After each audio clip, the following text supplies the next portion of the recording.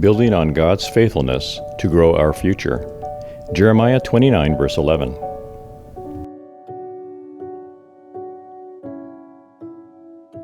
(1946 to 1960).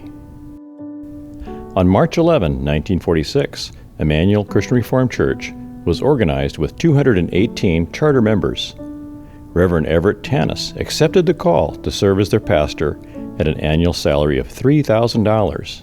My first memories of Immanuel Church are the meeting places that we had. The first one was the old City Hall, and I think the reason we got it was because Joanne Pasma worked there, and they gave it to us. They rented it to us. We were there not too long, and we outgrew it.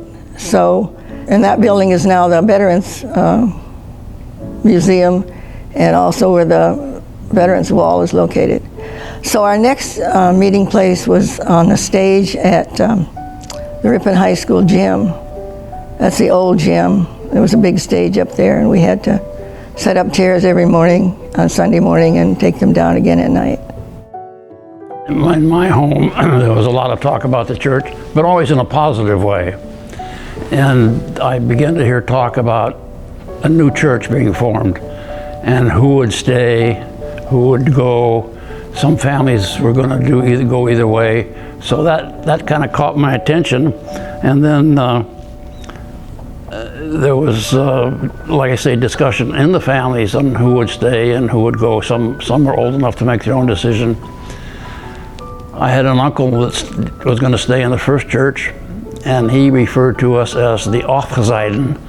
Now, Aufgezeiten is a word from the old country that was always used in church splits, but it was not in a nice way sometimes. But he said it with a smile. It was kind of a family joke that we were part of that group. And then there was, of course, talk about the building. That was always a big topic of discussion. I believe there was a committee formed. If I remember correctly, maybe Charlie Viss was the head of it. Charlie Pasma was the head of it. The Pasma family had builders, as did the Camps family. And but he was in charge, and he was admired. I remember my father saying that this was a good time to start a second church, because there was no animosity, there was no anger, not like we sometimes hear today. Reverend Steigen and his family were very well respected, so it was a good time because everybody was happy at the first church. It was just a normal thing of growth. So that was a good feeling that's the reason. It was not a split in the usual way that word is used today.